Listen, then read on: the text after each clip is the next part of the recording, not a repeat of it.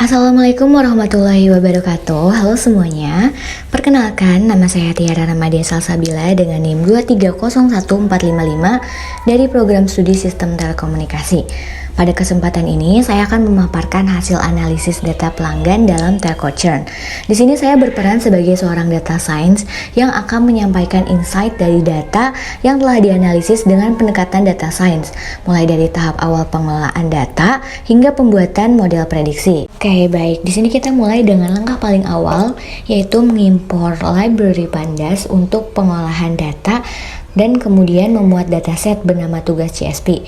Setelah itu, saya menampilkan 5 baris pertama dari dataset menggunakan dfhead untuk melihat gambaran awal dari struktur data.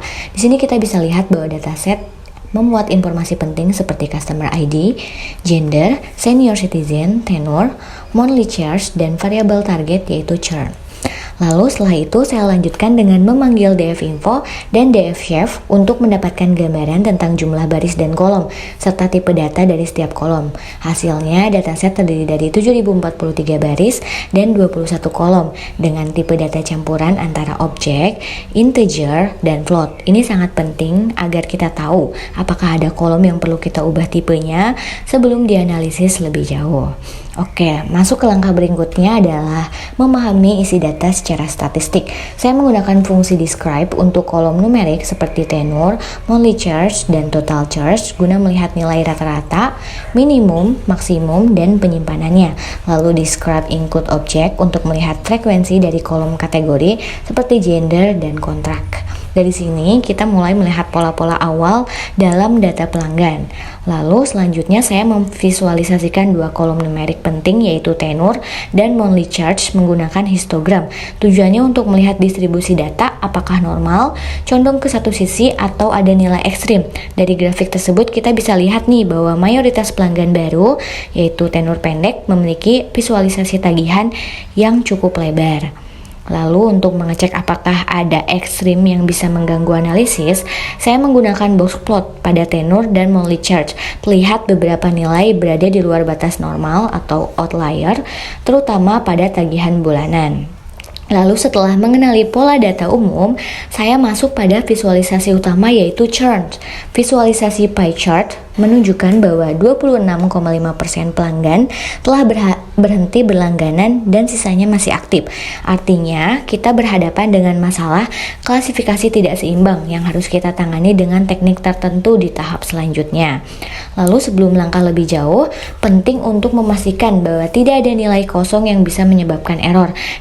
Lalu saya memilih kolom-kolom dengan nilai unik kurang dari 4 seperti partner, phone service, dan dependent, kemudian memvisualisasikannya dengan conplot berdasarkan churn. Di sini kita bisa melihat nih bahwa perbedaan proporsi churn antar kategori, misalnya pelanggan tanpa pasangan cenderung lebih sering berhenti berlangganan. Lalu selanjutnya, saya juga menghubungkan dua variabel numerik yaitu tenure dan monthly charge. Lalu membedakan titiknya berdasarkan status churn. Terlihat beberapa pelanggan dengan tenure rendah dan biaya bulanan tinggi memiliki kemungkinan churn yang lebih besar. Nah, untuk memperjelas perbedaan antara pelanggan churn dan non-churn, saya hitung rata-rata tenure, monthly charge, dan total charge berdasarkan status churn. Pelanggan churn umumnya berlangganan lebih singkat dan membayar tagihan lebih tinggi. Selanjutnya saya hitung juga nih total pendapatan dari dua kelompok pelanggan. Ternyata pelanggan yang tidak churn memberikan kontribusi revenue yang jauh lebih besar. Ini mempertegas bahwa retensi pelanggan lebih menguntungkan dibandingkan mencari pelanggan baru. Lalu, beberapa kolom seperti online security dan streaming TV dan lainnya memiliki nilai no internet service. Agar tidak membingungkan model, saya sederhanakan nilainya menjadi hanya yes dan no. Lalu kolom total charge awalnya bertipe teks seperti ada nilai kosong atau tidak valid, saya bersihkan dan konversi ke float agar bisa dihitung dalam model nanti. Selanjutnya saya melakukan encoding kolom-kolom kategori seperti gender, partner, dan churn diubah ke bentuk angka dengan menggunakan label encoder. Ini penting karena bentuk model machine learning hanya bisa membaca data numerik saja. Nah, beberapa kolom seperti Customer ID tidak memberikan informasi yang berguna untuk prediksi. Jadi saya drop. Langkah ini membuat data lebih bersih dan efisien. Lalu saya juga melakukan normalisasi pada monthly charge, total charge, dan tenure menggunakan min max scalar agar berada di skala yang sama. Ini membantu model untuk tidak berat sebelah ke variabel tertentu. Setelah data bersih, saya bagi nih dataset menjadi data latih dan data uji dengan proporsi 80/20. Tujuannya untuk melatih model dan mengujinya dengan data baru agar hasilnya bisa dipercaya. Nah, setelah proses pembersihan dan pembagian data, saya menemukan bahwa jumlah pelanggan yang churn jauh lebih sedikit dibandingkan yang tidak churn. Ini disebut sebagai masalah data tidak seimbang. Dan jika tidak ditangani, model machine learning bisa menjadi bias, artinya model cenderung bermain aman dengan memprediksi hampir semua pelanggan tidak churn karena kelas itu dominan. Akibatnya, akurasi model tampak tinggi, tapi sebenarnya tidak berguna karena gagal memprediksi pelanggan yang benar-benar akan berhenti. Nah, untuk mengatasi ini saya menggunakan smooth. Untuk apa smooth digunakan? Smooth digunakan untuk menyeimbangkan data dengan menambah jumlah sampel pada kelas minoritas. Dalam hal ini pelanggan yang churn. Tujuannya agar model bisa belajar dari kedua kelas secara seimbang dan tidak bias hanya ke pelanggan aktif. Bagaimana cara kerja smooth? Berbeda dari teknik oversampling biasa yang hanya menduplikasi data, smooth juga menciptakan data baru secara statis. Caranya, smooth mencari tetangga terdekat dari data minoritas lalu membuat data baru di antara mereka. Jadi data tambahan ini tidak duplikat tapi variatif dan lebih representatif.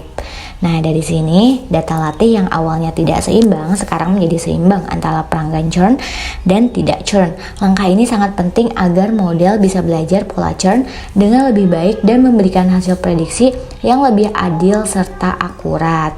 Baik, jadi itulah pemaparan yang bisa saya sampaikan mengenai proses analisis data prediksi churn pelanggan. Akhir kata, saya berharap apa yang telah saya sampaikan bisa memberikan gambaran yang jelas mengenai bagaimana alur kerja analisis data dilakukan secara sistematis dan bertanggung jawab. Terima kasih atas perhatian dan waktunya. Wassalamualaikum warahmatullahi wabarakatuh.